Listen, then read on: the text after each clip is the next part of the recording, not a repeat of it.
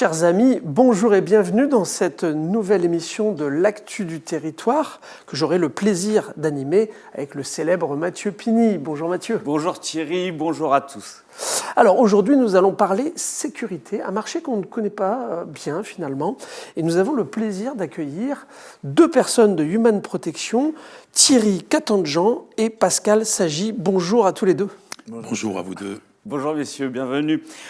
Effectivement, le sujet de l'émission, c'est la sécurité. On parle beaucoup d'insécurité sur Marseille. Mais qu'est-ce que la sécurité? Thierry, est-ce que tu peux nous en parler? Alors oui, c'est un sujet qu'on entend beaucoup sur Marseille et en France en général. La sécurité, c'est un grand mot dans lequel on peut mettre beaucoup de choses. Par sécurité privée, vous allez mettre ce qui est surveillance, tous ces agents que vous croisez, mais c'est aussi tout ce qui concerne les détectives privés, les transports, tout ce qui est convoyage de fonds, tout ce qui est protection rapprochée, bodyguard. Donc il y a beaucoup de choses qu'on peut mettre dans ce mot sécurité. Et après, il y a des spécificités.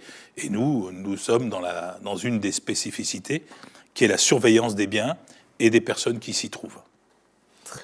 Et alors, comment le besoin évolue finalement dans la clientèle? Comment ça évolue, Pascal? Alors nous, on apporte de la tranquillité et du bonheur à tous nos clients. Chaque fois que vous allez quelque part, vous allez à votre banque, vous allez faire des courses, vous attendez de la tranquillité. Vous allez à un match à l'OM, vous voulez être tranquille. Et nous, on est là, nos agents, pour que ça se passe bien. C'est ça l'attente de tout le monde. C'est qu'on veut se divertir, faire nos courses, mais se sentir en tranquillité. C'est ça le but profond. Et c'est ce que nous rappelons tout le temps à nos agents, de se mettre à la place des clients qui sont en face pour avoir cette attitude justement humaine et avoir cet accueil, puisque eux pourraient être en face avec leur famille, venir à un marché de Noël par exemple, venir faire ses courses, venir à la banque, venir à un spectacle. Il faut que ça se passe bien. Voilà le but du jeu. Et surtout, oui, avec le risque en plus de terrorisme, enfin voilà, de tout ce qu'on a pu entendre les années passées. En amont, il y a une énorme préparation. On prépare aussi avec les autorités locales, la police, la gendarmerie. Ouais, il y a un lien très fort. Il y a un lien très fort. Oui. Justement, dans les événements, les grands événements que Marseille va accueillir prochainement, en septembre, en 2024, comment vous anticipez ces projets? Comment vous, en tant qu'acteur du marché de la sécurité, du domaine de la sécurité, vous anticipez ce métier? Alors, si vous voulez, on vit déjà, nous, tous les grands événements qui se font sur la ville de Marseille. On va dire qu'on va vers... On essaye aussi de prendre en compte l'évolution des tensions, des actualités de la société. Donc, aujourd'hui, nous essayons de préparer et de beaucoup débriefer en amont, avant la gestion d'un dispositif sécurité. Il y a ce temps nécessaire de l'échange avec toutes les forces qui peuvent exister. Il y a un organisateur d'événements, il y a les forces de police, et on doit coopérer intelligemment pour couvrir l'ensemble des risques liés à un événement majeur. Là où il y a un public nombreux. Le plus beau exemple, c'est nous surveillons de Marseille-Cassis. Donc vous imaginez, c'est complexe. C'est vous qui vous occupez de Marseille-Cassis. Voilà, c'est 25 km, c'est 150 agents, c'est divisé en différentes zones. Il y a une coordination qui est indispensable pour que ça se passe bien. Il y a quand même 20 000 coureurs. Et combien justement en sécurité? Ça représente combien de moyens? Nous, c'est 150 agents. 150 agents, plus il y a des bénévoles de l'ASCO, Sainte-Marguerite, qui organise. Mais notre fierté, ça fait déjà la quatrième fois qu'on le fait. Donc mais derrière, il y a effectivement la préparation. Après, il y a un énorme débrief. Parce que ça se prépare, on essaie de s'améliorer, c'est l'amélioration continue. Il y a vraiment une synergie. Alors, justement, on a parlé un peu de tension. Comment ça évolue l'emploi dans ces métiers de la sécurité? Alors, on dit aujourd'hui qu'il manque 30 000 agents pour les Jeux Olympiques de 2024. On entend des chiffres, on entend... en effet, il manque déjà des agents. C'est un secteur qui peut offrir beaucoup d'emplois, et particulièrement avec ces grands événements qui sont devant nous, eh bien, on constate qu'en effet, il va falloir former beaucoup d'agents de sécurité.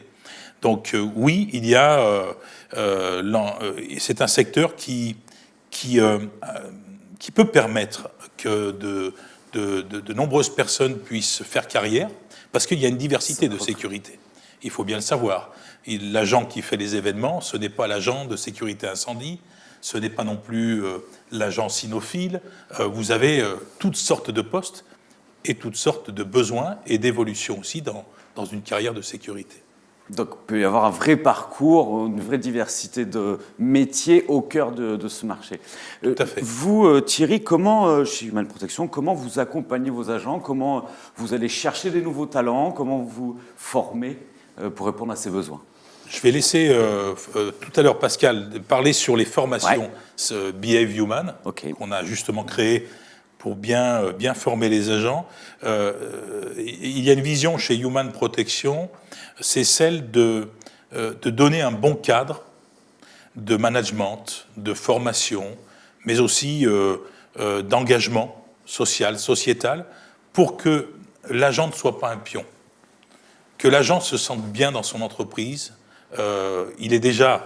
L'agent, il prend déjà toutes les tensions sociétales, la vie est dure et les relations sont compliquées aujourd'hui. L'idée de Human, c'est de favoriser un bon cadre pour que les agents se sentent respectés et impliqués pour le métier noble qu'ils exercent. Donc ça, c'est les valeurs, le socle. Et alors concrètement, Pascal? Alors, on fait la formation normale d'un agent de sécurité qui dure à peu près 2 mois. C'est tout un cadre législatif. Hein. Il y a un contrôle qui est exercé par le CNAPS, c'est-à-dire que n'importe qui ne peut pas devenir agent, parce qu'on regarde un petit peu le passé, il faut avoir un casier judiciaire vierge, ce qui est la base. Nous, on rajoute un socle sur Behave Human, sur le savoir-être. C'est-à-dire que pendant 1 mois, on va être avec un coach sportif au travers du sport, de la musique, du théâtre. On va travailler le savoir-être de la personne. Parce qu'effectivement, c'est un exutoire. C'est un représentant de l'ordre public, sans avoir il n'a pas plus de droits que vous et moi. Il va en prendre plein la figure, si vous permettez l'expression. Il est au front, il est tout de suite. Donc il faut qu'on le prépare. Et c'est justement ce manque qui nous a amené à créer cette formation, pour l'aider à accepter qui il est, parce qu'effectivement, il y a un visuel, donc on va l'attaquer sur ses faiblesses, sur ses origines. Si c'est une femme, je ne vous dis même pas ce qu'elle va entendre, mais on va l'aider à ce que ça glisse dessous pour la personne reste insensible à ça et reste dans le dialogue. Parce qu'avec le dialogue, on peut tout faire. Mais il ne faut surtout pas qu'elle le prenne personnellement. Et là, on est obligé de les aider. Chose à peu près aussi qui est très importante, c'est qu'on va leur apprendre à coopérer avec les services de police. Ce qui n'est pas forcément facile, parce qu'on fait beaucoup d'insertions. Donc quelqu'un qui vient de certains quartiers, vous lui dites tu vas coopérer avec la police, c'est pas naturel. Donc on fait venir des policiers pour qu'ils apprennent à connaître les forces de l'ordre, qu'ils apprennent à connaître on fait tout pour qu'ils comprennent dans quel cadre il va être plus tard. Et qu'il y ait une fluidité finalement. Une fluidité, tout à fait. Et vous parlez des femmes, c'est vrai qu'on commence à voir de plus en plus de femmes. On essaye de plus en plus on essaye la parité, c'est pas évident. Ouais. Oui, c'est pas évident parce qu'il peut y avoir un contact physique, ça peut aussi représenter... Oui, alors c'est justement parce qu'il y a contact physique qu'on doit aussi respecter la neutralité des sexes, notamment dans les missions de filtrage, de palpation. Ah oui. Donc, nécessairement, on a besoin de femmes, même si ce n'est pas un secteur d'activité habituel, mais on en voit de plus en plus. Pour exemple, notre dernière formation qui est en cours, notre promotion Behave Human, là, on a vraiment la parité. On a 6 femmes et 6 hommes qui se préparent au métier de sécurité. Mais tant mieux. Eh bien, écoutez, merci pour cet éclairage sur ce marché un peu inconnu. J'espère que ça vous aura, chers amis, apporté les lumières sur ce marché de la sécurité. Et bien entendu, avec cette vision et ces valeurs de Human Protection, n'hésitez pas à prendre contact. En plus, c'est une histoire merveilleuse. Je crois que vous avez eu un passé très différent en étant pasteur, si mes souvenirs sont bons. Il paraît que j'ai un passé un peu étonnant. Alors, ça a permis justement de construire le sens avant le profit, une entreprise humaniste, responsable, engagée, inclusive. Ce sont des mots. Mais derrière ces mots, il y a une vraie vision d'entreprise, en effet. Et du concret. Et des actions, on l'a compris. Merci beaucoup, messieurs. Merci beaucoup. Chers amis, nous vous disons, comme d'habitude, à la semaine prochaine.